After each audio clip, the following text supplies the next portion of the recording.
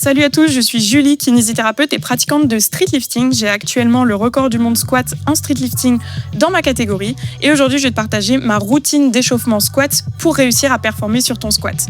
Vous allez voir, on va parler stabilité de pied, mobilité, montée de gamme progressive. Après cette vidéo, tu sauras comment t'échauffer pour pouvoir être performant sur ton squat. C'est parti! Pour préparer vos articulations et vos muscles à l'effort, on va commencer par travailler la stabilité plantaire. Donc pour cela, on va commencer par un petit exercice tout simple. Vous pouvez prendre une petite balle à picot ou une balle de tennis que vous allez placer au sol. Vous allez ensuite placer le pied par-dessus et venir réaliser des automassages au niveau de la voûte plantaire. Cet exercice va permettre de stimuler votre voûte plantaire et ainsi améliorer votre stabilité au sol. Vous pouvez effectuer l'exercice pendant 30 secondes de chaque côté. Deuxième exercice, vous allez effectuer la griffe des orteils. Donc pour ce faire, vous allez chercher à agripper le sol en venant fléchir vos orteils. Vous pouvez réaliser 10 mouvements sur chaque pied. Une fois que vous avez réalisé ces deux exercices pour préparer votre pied à l'effort, on va travailler la mobilité de votre cheville. En effet, sur votre squat, vous allez avoir besoin de flexion dorsale de cheville.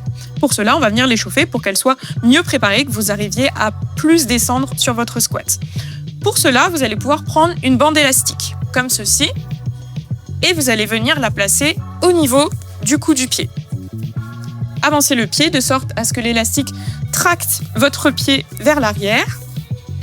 Et on va venir avancer le genou le plus loin possible en avant pour réaliser notre flexion dorsale de cheville.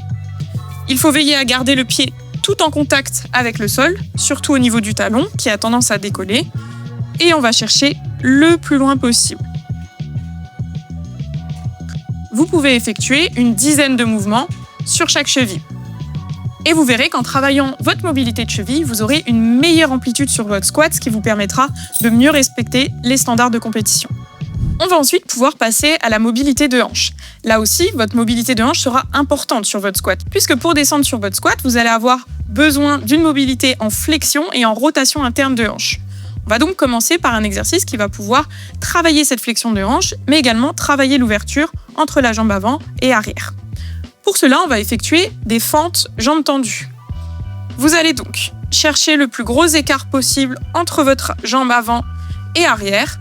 La jambe arrière doit rester tendue et on va venir chercher à s'avancer le plus possible sur la jambe avant. Cet exercice permettra également de travailler votre stabilité au sol. Donc là aussi, n'hésitez pas à agripper le sol avec vos orteils pour une meilleure stabilité. Vous pouvez effectuer 6 à 8 répétitions sur chaque jambe. Comme je vous le disais, la rotation interne de hanche va être primordiale sur votre squat. C'est également celle-ci qui va vous permettre de descendre en profondeur et de pouvoir générer de la force. On va donc l'inclure également dans l'échauffement de cette façon-là. Prenez un objet que vous venez placer entre vos deux genoux, serrez fort cet objet avec vos genoux et cherchez à décoller le pied le plus loin possible vers l'extérieur. Sur cet exercice, vous pouvez effectuer 10 à 12 répétitions de chaque côté. Pour la suite de cet échauffement, on va venir activer nos fessiers. Les fessiers vont être importants sur le mouvement de squat puisqu'ils vont générer de la force sur toute une partie du mouvement. Pour ce faire, on va réaliser des ponts fessiers unilatérales. On va venir s'allonger sur le dos, fléchir notre genou et on va chercher à pousser fort dans le sol et décoller les fesses. Le but est de contracter volontairement ses fessiers en haut du mouvement.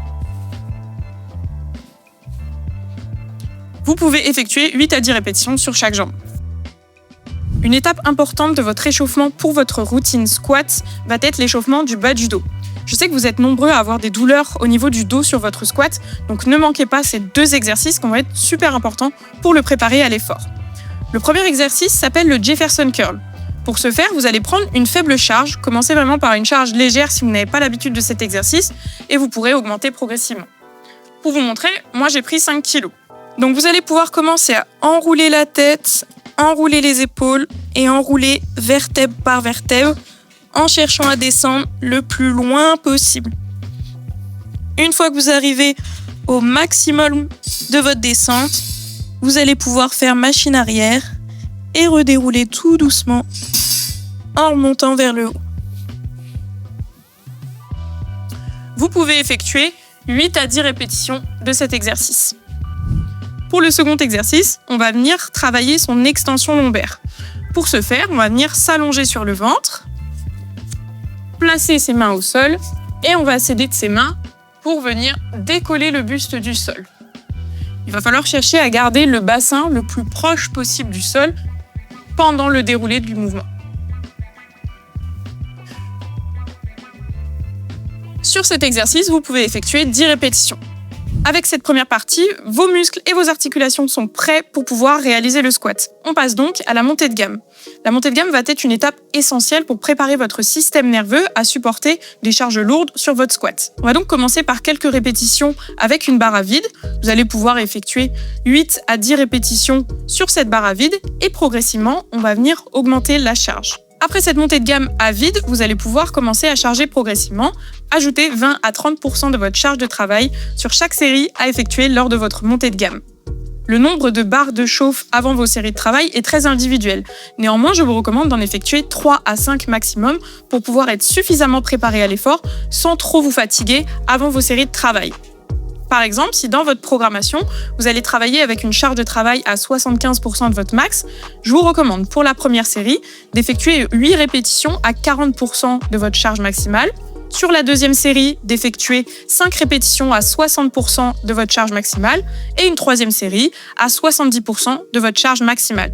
La quatrième série sera donc votre série de travail à 75% de votre charge maximale. Ce que l'on appelle ici charge maximale, c'est la charge que vous mettez pour une seule répétition sur votre squat, c'est-à-dire la charge la plus lourde que vous êtes capable de porter pour une seule répétition. Les différentes séries de votre montée de gamme sont également là pour pouvoir évaluer vos sensations. Essayez de vous poser la question, êtes-vous bien stable au niveau de vos pieds? Avez-vous la bonne amplitude de mouvement sur votre squat? Vous sentez-vous à l'aise? Avez-vous des sensibilités au niveau du dos? Sentez-vous que vos fessiers sont bien activés? Tous ces éléments doivent rentrer en compte pour pouvoir être performants sur nos séries de travail par la suite. Pour répondre un petit peu aux questions qu'on me pose sur mon squat, est-ce que c'est pas trop long à faire cet échauffement? Alors l'échauffement dans sa globalité va durer 20 à 30 minutes. Peut-être que c'est long pour vous, mais en réalité c'est du temps de gagner, puisque vous allez risquer moins de blessures et être plus performant sur votre squat. Donc croyez-moi, quand on sait tout ça, on les prend avec plaisir ces 20 à 30 minutes d'échauffement. Deuxième question qui m'est souvent posée, c'est est-ce que tu as des douleurs sur ton squat? En réalité, malgré les charges que je peux supporter, je n'ai quasiment jamais de douleur sur mon squat. Pourquoi? Parce que je prends le temps sur ma phase d'échauffement, je monte en gamme progressivement, que ce soit au cœur de ma séance ou même sur ma programmation, ce qui permet à mon corps de s'habituer et de se renforcer petit à petit sur les différentes charges. Étant kiné, je sais aussi comment réagir si je peux sentir une petite gêne ou une petite sensibilité au cœur de ma séance pour éviter qu'elle ne s'aggrave et qu'elle se transforme en blessure. Si cette routine d'échauffement t'a aidé, n'hésite pas à me le faire savoir. N'hésite pas aussi à me dire si tu as besoin que je fasse cette routine pour un autre mouvement polyarticulaire. Le mouvement qui sera le plus liké en commentaire sera notre prochaine routine.